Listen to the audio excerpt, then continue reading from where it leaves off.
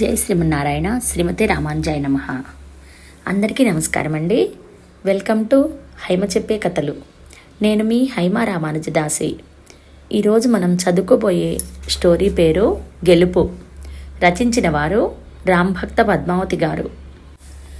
ఈ స్టోరీ విశాలాక్షి సాహిత్య మాసపత్రికలో మార్చి 2021లో ప్రచురించబడింది. ఇక స్టోరీలోకి వెళ్ళిపోదామండి. నాకు పెళ్ళై ఈ ఇంట్లో ఆఖరి కోడలుగా అడుగుపెట్టే నాటికి చాలా కొత్తగా ఉండేది. పెళ్లి చేసుకుని ఒక అమ్మాయి వేరే ఇంట్లోకి వెళ్ళినప్పుడు తను పెరిగిన పద్ధతులకు మొత్తంగా భిన్నంగా కొత్తింట్లో వేరే విధంగా ఉంటుంది. మరో ఇంట్లో అలవాటు పడడానికి కనీసం 1-2 ఏళ్లో తప్పక పడుతుంది. అంతవరకు చాలా సహనంగా సంయమనంతో ఎవరినీ నొప్పించకుండా నడుచుకోవాలి. అమ్మ పెళ్లి కుదిరిన దగ్గర నుండి, విరజ, మన ఇంట్లో ఉన్నట్టు అక్కడ ఉండకపోవచ్చును, కానీ నువ్వు వాళ్ళ పద్ధతులను తెలుసుకుంటూ నెమ్మదిగా అలవాటు పడాలి. నీ ప్రవర్తనతో వాళ్ళ మనసు గెలుచుకోవాలి తప్ప వాళ్ళతో వాదనకి దిగకూడదు అని చెప్తూ ఉంది. అమ్మా, అలాగైతే వాళ్ళు చెప్పిన దానికల్లా గంగిరెద్దులా తలాడిస్తూ నా ఆత్మగౌరవం పోగొట్టుకున్నా పర్వాలేదా అన్నాను నవ్వుతూ. అలా కాదమ్మా, తల్లిగా నేను నీకు చెప్పాల్సింది చెప్పాలి కదా. నీకు ఏమైనా మరీ ఇబ్బంది అయితే నాన్నకో నాకో తప్పక చెప్పు. అంతేకాని నీ మనసులో దాచేసుకుని బాధపడుతూ ఉండకు. నీకు అండగా మేము ఎప్పుడూ ఉంటామని గుర్తుంచుకో అంది. ఊరికే అన్నానమ్మా, నాకు కూడా తెలుసు కదా ఎలా మలగాలో. నాకు 25 ఏళ్ళు వచ్చాయి తెలుసా అన్నాను. అమ్మ దగ్గర ఇన్ని మాటలు మాట్లాడతాను, కానీ నేను చాలా మొహమాటస్తురాల్ని. అందుకే పెళ్లి కుదిరిన దగ్గర నుండి అమ్మ దిగులుగా అయిపోయి పదే పదే అవే విషయాలు నా దగ్గర వల్లవేస్తూ ఉంది. నేను నిద్రపోతున్నాననుకుని నిన్న రాత్రి నాన్నతో, ఇది అక్కడ ఎలా ఉంటుందో దిగులుగా ఉందండి, అసలే నోరు వాయి లేని పిల్ల అంది. ఎప్పటికైనా ఆడపిల్లకు పెళ్లి చేసి మరో ఇంటికి పంపడం తప్పదు కదా లక్ష్మి. వాళ్లే అలా అలవాటు పడిపోతారు. 1 ఏడాది తరువాత చూడు, మన విరజేనా అని నువ్వే ఆశ్చర్యపోతావు. నువ్వు 18 ఏళ్లకే పెళ్లి చేసుకుని నా దగ్గరికి వచ్చేయలేదు అంటున్నారు నాన్న పకపక నవ్వుతూ. చాలండి సంబరం. కూతురు పెళ్లి గురించి మాట్లాడుతుంటే మన పెళ్లి ముచ్చట్లు పెడుతున్నారు. కానీ నిజమే, ఆడపిల్లలకు పెళ్లి కాగానే ఒక్కసారిగా ఆరిందాలలాగా అయిపోతారు. ఇది ఒక నలుసు పడితే పెద్దవాళ్ల కింద అందరూ లెక్కలేస్తారు అని అమ్మ నాన్నతో అంటోంది. ఇవన్నీ వింటుంటే పెళ్లి తర్వాత నాకు ఎన్ని బాధ్యతలు వస్తాయో కదా అనిపించింది. ఇక్కడలాగా ఎప్పుడో ఒకసారి ఆలస్యంగా నిద్రలేవడానికి అవదు. మనకు నచ్చినట్టు ఉండాలంటే కొత్త మనుషుల మధ్యన ఏదో ఇబ్బంది అనిపిస్తుందేమో. ఆ మధ్యన స్నేహితురాలైన భారతి అత్తగారింటికి దానితో కాసేపు హాయిగా గడపడానికి వెడితే ఎంత పొడిపొడిగా మాట్లాడిందో. పెదవులు విడనట్టు నవ్వింది. అసలు గట్టిగా పకపక నవ్వుతూ గలగలా మాట్లాడే ఆ భారతేనా ఈ భారతి అని నా మనసులో ఎంతగా అనిపించిందో. ఇంటికి వచ్చిన మరునాడు ఫోన్ చేసి అదే విషయం అడిగితే, నీకు పెళ్ళైతే తెలుస్తుందిలే విరజా అంది. ఏమో, ఇవన్నీ ఆలోచిస్తే పెళ్ళంటే ఒకవైపు భయంగానో, మరోవైపు అందరి ఇళ్లలో అలాగే సైనిక క్రమశిక్షణ అమలు చేసినట్టు ఉంటుందా ఏమిటి? ఏమో, నేను అడుగుపెట్టబోయే ఇంట్లో అంతా మామూలుగా ఉండి నాకు అసలు కొత్తగా అనిపించకపోవచ్చునేమో అని అనిపించింది. మొత్తానికి నా మెడలో ఆ 3 ముళ్ళు పడటం, నేను అత్తారింటికి వెళ్ళిపోవడం అంతా కలరులాగా జరిగిపోయాయి. నేను నెమ్మదిగా కొత్త ప్రదేశానికి అలవాటు పడటం మొదలుపెట్టాను. ఇక్కడ వంటలకు, అమ్మ చేసే వంటలకు చాలా తేడా ఉంది. అన్ని కూరలు చప్పచప్పగా ఉండి నాకు నోటికి రుచించట్లేదు. ఇలా చెప్పుకుంటూ పోతే ఎన్నో వ్యత్యాసాలు ఉన్నాయి. నేను మొహమాటం కొద్దీ మాట్లాడడం తక్కువ అనుకుంటే నన్ను కట్టుకున్న ఆయన అసలు నోరు విప్పరు. ఎంతసేపు తల్లితో తప్ప నాతో మాట్లాడటం చాలా తక్కువ. భోజనం వడ్డించు, బట్టలు ఇస్త్రీ చేయిస్తావా? నాతో మాట్లాడే మాటలన్నీ ఇటువంటి వాక్యాలే. నాకు వంట చేయడం వచ్చినా మా అత్తగారు నాకు ఉప్పులు కారాలు తగ్గించి వంటలు ఎలా చేయాలో దగ్గరుండి నేర్పించింది. కూరలు వండే పద్ధతి కూడా వేరేగా ఉంది ఇక్కడ. నాకు ఈ చప్పిడి వంటకాలు నచ్చకపోయినా నెమ్మదిగా అలవాటు చేసుకున్నాను. నాకు ఉదయం త్వరగా టిఫిన్ తినకపోతే నీరసం వచ్చేస్తుంది. కానీ ఇక్కడ రూల్ ఏమిటంటే మా అత్తగారు పూజ ముగించకుండా నేను తినకూడదు. ఈ విషయం మా ఆయన చెప్పారు. బహుశా ఆవిడ కొడుకు ద్వారా చెప్పించి ఉంటారు. ఆవిడ 2-3 సార్లు చిక్కటి కాఫీ తాగుతారు కాబట్టి ఆవిడకి బాధ లేదు. కానీ ఎటొచ్చి నాకే ఏం చెయ్యాలో తెలియడం లేదు. ఆయన మాత్రం సమయానికి టిఫిన్ తినేసి ఆఫీస్కి వెళ్ళిపోతారు. అవడానికి చిన్న విషయాలైనా నన్ను ఇలాంటివి చాలా ఇబ్బంది పెట్టేవి. ఇంతలోనే 6 నెలలు గడిచాయో లేదో నెల తప్పాను. అసలు ఏమీ తినబుద్ధి కాకపోయినా ఏదో అలా 4 మెతుకులు తింటున్నాను. అమ్మ వాళ్ళు కొన్నాళ్ళు అక్కడకు పంపమని అడిగితే మా అత్తగారు, అయ్యో వదిన గారు, పెళ్ళై 6 నెలలైనా అవ్వలేదు, కొత్తగా పెళ్ళైన వాళ్ళు ఒక దగ్గరుంటే బాగుంటుంది కదండి అన్నారు. ఇక అలా అంటే అమ్మ ఇంకేం మాట్లాడగలదు. నాకు ఫోన్ చేసినప్పుడల్లా ఇక్కడంతా బాగానే ఉందని, నా కోసం ఏమీ ఆలోచించడానికి లేదని అమ్మకు చెప్పాను. అయినా ఇక్కడున్న చిన్న చిన్న ఇబ్బందులన్నీ పూసకొచ్చినట్టు చెప్తే అమ్మా నాన్న కంగారు పడిపోతారు కదా. అందుకే వాళ్ళు ఫోన్ చేసినప్పుడల్లా నవ్వుతూ ఆనందంగా మాట్లాడటంతో వాళ్ళు కూడా ఆనందించారు. అలా రోజులు నడిచిపోతున్నా నాకు మాత్రం లోపల చాలా ఉక్కిరిబిక్కిరిగా ఉండేది. ఒకరోజు నేను భోజనం చేసి మధ్యాహ్నం తలనొప్పిగా ఉందని నా గదిలో పడుకున్నాను. ఎవరివో మాటలు గలగలా వినపడి నాకు మెలకువ వచ్చింది. దగ్గరకు వేసిన తలుపులు తీసి బయటకు అడుగు పెట్టబోయి ఆగిపోయాను. 2 ఇళ్ల అవతల ఉన్న కామాక్షమ్మ గారు వచ్చినట్టున్నారు. ఒక పక్కకి తిరిగి కూర్చోవడంతో నాకు ఆవిడ కనబడుతున్నారు, కానీ నేను ఆవిడకు కనపడే అవకాశం లేదు. ఏమిటి కామాక్షమ్మ గారు, ఎలా చెప్పాలి దానికి? టిఫిన్కి 4 ఇడ్లీలు చక్కగా లాగించేస్తుంది. మధ్యాహ్నం కంచం నిండా అన్నం. ఇక రాత్రికి కూడా ఎక్కడా తిండి తగ్గించదు. వాడేమో నాజూకుగా ఉంటాడా, ఇది ఇలా తినేసి లావుగా అయిపోతే వాడి పక్కన ఏం బాగుంటుంది చెప్పండి, దానికి తిండియా ఎక్కువ సుమండి అంటున్నారు మా అత్తగారు. అవతల ఆవిడేమన్నారో నాకు వినపడలేదు, వినాలని కూడా అనిపించలేదు. గదిలోకి వెళ్ళి నిశ్శబ్దంగా కన్నీళ్లతో తలగడ తడిపేశాను. ఆయనకి చెప్పినా వృధా ప్రయాస. కడుపుతో ఉన్నప్పుడు డాక్టర్ బాగా తినాలని చెప్పిందని కదా నేను తింటున్నాను. ఈవిడ అలా మాట్లాడేసరికి నాకు ఆ తర్వాత ఏది తినాలని అనిపించేది కాదు. డాక్టర్ నేను చాలా ఎనీమిక్గా ఉన్నానని బాగా తినాలని అనేది. కానీ నేనేం చెయ్యగలను, ఎవరికి చెప్పగలను? ఆవిడ పిల్లల్ని కన్నది కదా, ఆవిడకి తెలియకపోవడం ఏమీ లేదు కదా. మొత్తానికి పుట్టింటికి పొరిటికి అది 9వ నెలలో కానీ ఆవిడ పంపలేదు. అప్పుడు నాకు కాస్త ప్రాణం తెరిపిగా అనిపించింది. వ్యాపారాలు చేస్తున్న బావగారులు ఇద్దరినీ తెలివిగా తోడికోడళ్ళు ఏకంగా వారి పుట్టిళ్ళకి దగ్గరగా తీసుకుపోయారు. దానితో వాళ్ళు చుట్టపు చూపుగా మాత్రం తల్లి దగ్గరకు వచ్చి పోయేవారు. వాళ్ళు వస్తే మాత్రం మా అత్తగారు కోడళ్ళకి విపరీతంగా మర్యాదలు చేస్తూ కొసరి వడ్డించేది. నాకు మనసులో ఇవన్నీ చూసి చివుక్కుమనేది. నా 2 పిల్లలు బడికెళ్లే వయసు వచ్చినా నా ఇంట్లో నాకు స్వాతంత్ర్యం లేనట్లు అనిపించడం మానలేదు. ఒకరోజు మా అత్తగారు తన స్నేహితురాలికి ఒంట్లో బాగాలేదని డాక్టర్ దగ్గరికి తీసుకుని వెళ్ళింది. ఆ తర్వాత 2-3 సార్లు మళ్ళీ ఆవిడతోనే బయటకు వెళ్ళింది. మొదటిసారి బయటకు వెళ్ళి ఇంటికి వచ్చిన దగ్గర నుండి డల్గా అనిపించేసరికి నేనే ఉండబట్టలేక ఒకరోజు ఎందుకలా ఉన్నారని అడిగాను. నన్ను పట్టుకుని ఉన్నట్టుండి భోరుమనేసరికి నేను చాలా కంగారు పడిపోయాను. ఆవిడని అంత బేలగా ఇంతకు మునిపెప్పుడూ చూడలేదు. ఆవిడ కాస్త కుదురుకున్నాక, ఏమైందండి, ఎందుకు ఏడుస్తున్నారు? మీ స్నేహితురాలు మీరు ఏమైనా మాట అనుకున్నారా అని అనునయంగా అడిగాను.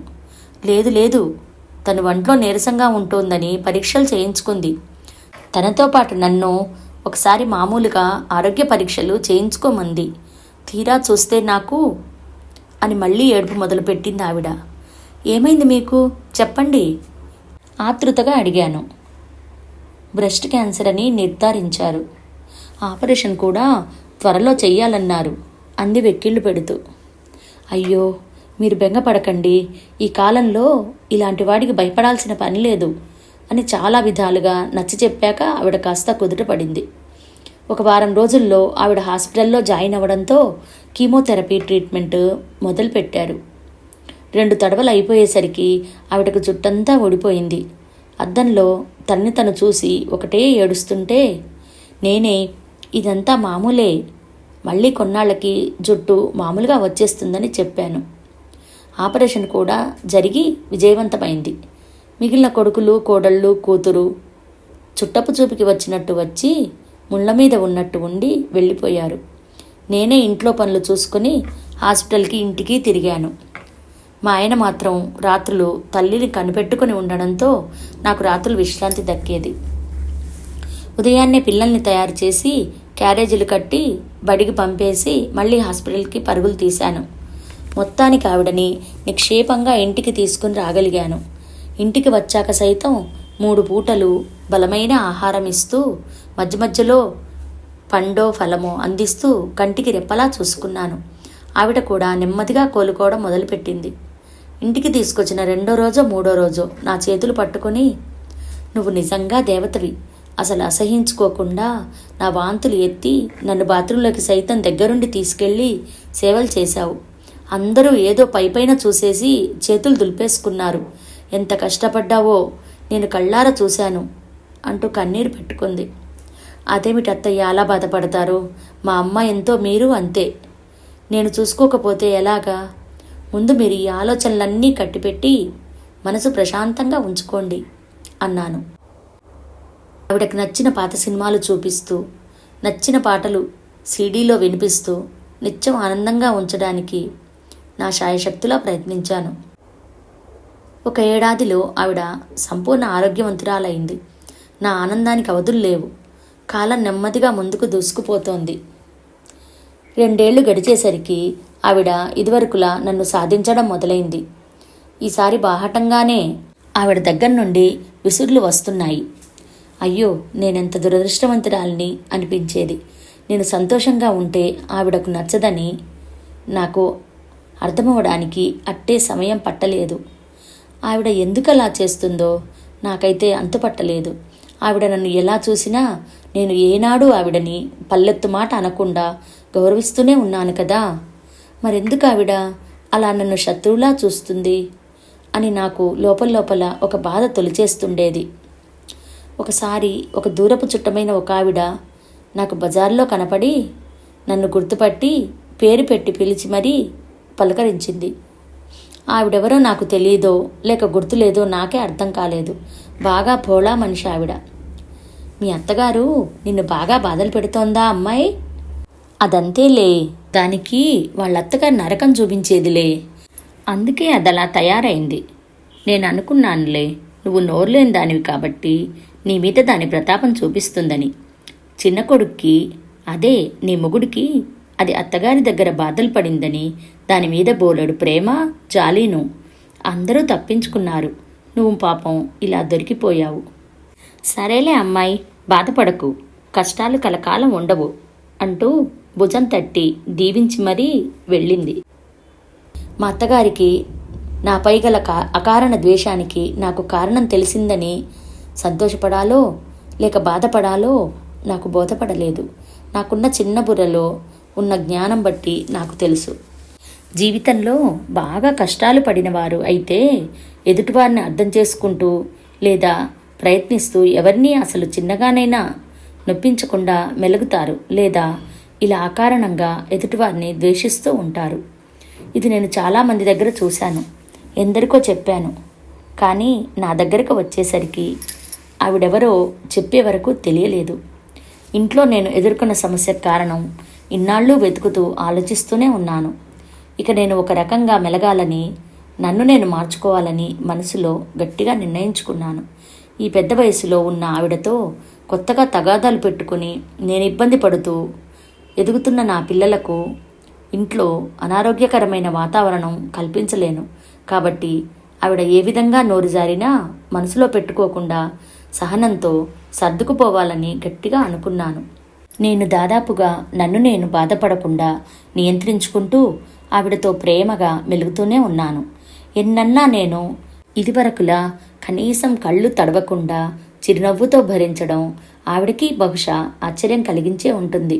నేను ఇంట్లో అటు ఇటు తిరుగుతున్నప్పుడు ఆవిడ చూపులు నన్ను వెంటాడటం నా దృష్టి దాటిపోలేదు. జీవితం తన పరుగు ఆపకుండా ముందుకు కదులుతూనే ఉంది. ఇంతలో ఉన్నట్టుండి రాయిలా ఉండే మా అత్తగారి ఆరోగ్యం క్షీణించడం మొదలైంది. డాక్టర్లంతా బాగానే ఉందని చెప్తూ ఉన్నారు. చివరకు మా ఆయన అత్యాధునికమైన వైద్య పరీక్షలు చేయించేసరికి మళ్ళీ మరోచోట క్యాన్సర్ ఉన్నట్టు వెల్లడైంది. డాక్టర్లు 4వ స్టేజ్ కాబట్టి చికిత్స అందించడం అనవసరమని ఆవిడకి పెయిన్ కిల్లర్స్ అవసరమైనప్పుడు ఇస్తూ ఇంటి దగ్గరే ఉంచి ఆవిడకి నచ్చినవన్నీ వండి పెట్టి ఉన్నన్నాళ్ళు బాగా చూసుకోమని సలహా ఇచ్చారు. కానీ ఆవిడ ఇదివరకులా తినలేకపోవడంతో పాటు నా మీద ఆవిడ బాగా ఆధారపడటం మొదలైంది. ఆవిడకి స్నానం చేయించడం దగ్గర నుండి భోజనం తినిపించడం వరకు అన్నీ నేనే చేస్తున్నాను. వంట్లో సుస్థి కాబట్టి ఆవిడని చూడడానికి తరచూ ఎవరో వస్తూనే ఉన్నారు. ఆవిడ మాత్రం మంచం మీద ఉంటూనే నా మీద ఏవేవో చెప్పడం నా చెవుల పడుతూనే ఉంది. ఇన్నాళ్ల సాధనతోనూ నాకు వయసు పెరగడం వల్ల ఆవిడ ఏమన్నా నాకు కాస్తైనా నొప్పి అనిపించడం మానేసింది. ఇక ఆవిడలో ఓపిక తగ్గి మాట్లాడడం కూడా బాగా తగ్గిపోయింది. చివరి రోజులు దగ్గర పడ్డాయని నాకు అర్థమవడంతో మా ఆయనకి ఇక హాస్పిటల్లో పెడదామని నచ్చజెప్పాను. ఎందుకంటే ఆవిడకి అనుకోకుండా ఊపిరి అందకపోవడం లాంటివి జరిగితే నేను ఒక్కదాన్నే ఇంట్లో ఏమి చేయగలను? రోజంతా ఆవిడ నేను మాత్రమే కదా ఉండేది. ఆయనకు కూడా నేను చెప్పిన దానిలో నిజం ఉందని అనిపించిందేమో అంబులెన్స్ పిలిపించారు. దానికి ముందే ఫోన్లు చేసి ఒకసారి ఆవిడకు అందరినీ చూపడానికి పిలిపించారు. అదే ఇప్పుడు బయట జరుగుతున్న ప్రహసనం. నేను వచ్చిన వారికి కాఫీలు టిఫిన్లు అందించి మరోవైపు ఆవిడకు కావలసిన బట్టలు సామాన్లు అన్నీ సర్దిపెట్టాను. నేను కాస్త తెరిపిన పడి కాసేపు ఆగి వస్తానని చెప్పడంతో అందరూ ఆవిడతో పాటు బయలుదేరారు. ఈలోగా ఇలా టీ పెట్టుకుని తాగుతూ అలసట తీర్చుకుంటుంటే ఫోన్ మోగడం మొదలుపెట్టింది. మా ఆయనే బయట నుండి చేశారు. ఫోన్ ఆన్సర్ బటన్ నొక్కి, హలో, ఏమిటండి, ఇంకా ఏమైనా హాస్పిటల్కి తీసుకెళ్ళడానికి కావాలా అన్నాను. లేదు లేదు, అమ్మ నువ్వు ఆవిడతో పాటు అంబులెన్స్లో వెడితే కానీ హాస్పిటల్కి బయలుదేరదట. నువ్వు పక్కనుంటే ఆవిడకు ధైర్యంగా ఉంటుందని పేచీ పెడుతోంది. మేమందరం కూడా వస్తున్నాం అన్నా వినిపించుకోవట్లేదు. కాబట్టి నువ్వు బయలుదేరు. నువ్వంటే అమ్మకి ఎంత నమ్మకమో. నాకు చాలా ఆశ్చర్యంగా అనిపించింది. అందరూ బయట ఇదే మాట్లాడుకుంటున్నారు అన్నారు. మొదటిసారి ఆయన కంఠస్వరం ఎంతో మృదువుగా ఉంది. బహుశా ఆవిడ అలా కోరడం వల్ల ఆయనకు కూడా నా మీద ఉన్న అనాసక్తత కరగడం మొదలైనట్టుంది. గబగబా చీర మార్చుకొని అంబులెన్స్లో ఎక్కాను. దారి పొడుగునా ఆవిడ నా చెయ్యి వదల్లేదు. హాస్పిటల్ గదిలోకి చేర్చాక కూడా నా చెయ్యి పట్టుకునే ఉంది. అందరూ నన్ను ఆవిడను వింతగా చూస్తున్నారు. ఆ తర్వాత కాసేపటికి ఆవిడ కూతుర్ని దగ్గరకు రమ్మని సైగ చేసి చెవిలో ఏదో నెమ్మదిగా చెప్పింది. నేను ఏమిటా అని ఆసక్తిగా చూస్తున్నాను. అంతే, మా ఆడపడుచు మా అత్తగారి మెడలో ఉన్న చంద్రహారం తీసి నేను అయోమయంగా చూస్తుండగానే నా మెడలో వేసి, అమ్మ ఇదే నా చెవిలో చెప్పింది. తన నగ నీకే చెందాలని అంది. తను చూస్తుండగా నీ మెడలో వేయమంది అని అంది. నేను ఇంకా నా మెడలోని చంద్రహారాన్ని చూస్తూ షాక్లో ఉన్నాను. అంతే, ఒక్కసారిగా నా చేతిలో ఉన్న ఆవిడ చెయ్యి నా అరచేతిని గట్టిగా పెనవేసుకుంది. ఆవిడ కళ్ళు తెరుచుకునే ఉంది. ఉన్నట్టుండి ఊపిరానన్నట్టు ఎగిరెగిరి పడటం మొదలుపెట్టింది. అందరూ హడావిడి పడుతూ డాక్టర్ని పిలుచుకొని వచ్చారు. డాక్టర్ వచ్చేసరికి ఆవిడలో చలనం ఆగిపోయి ప్రాణం అనంతవాయువుల్లో కలిసిపోయింది. తను ఉన్నన్నాళ్ళు పొరపాటున కూడా మెడలోంచి ఎన్నడూ తీయని ఆవిడకి అత్యంత ప్రీతిపాత్రమైన చంద్రహారం నాకు బహుకరించడం వింతగా ఉంది. నేను మొత్తంగా ఆవిడ మనసుని గెలుచుకున్నాను. ఆవిడ చలనం లేని శరీరం వంక చూసి ఏడుస్తూనే మిగిలిన కొడుకులు కోడళ్ళు కూతురు ఇదే చర్చించుకుంటున్నారు. చివరి రోజుల వరకు ఆవిడని పువ్వులా చూసుకుంది తను అంటూ మాట్లాడుకుంటూ ఉన్నారు. మా ఆయన నా భుజం మీద చెయ్యి వేసి తట్టారు. ఆ స్పర్శలో ఎంతో ప్రేమ నాకు కనపడింది. ఇదండి ఈ స్టోరీ. మీకు నచ్చిందా? నచ్చితే లైక్ చేయండి, షేర్ చేయండి, సబ్స్క్రైబ్ చేసుకోండి. ఇంకొక చక్కటి కథతో మళ్ళీ మీ ముందుకు వస్తాను. మీ హైమ రామానుజదాసి. Thank you.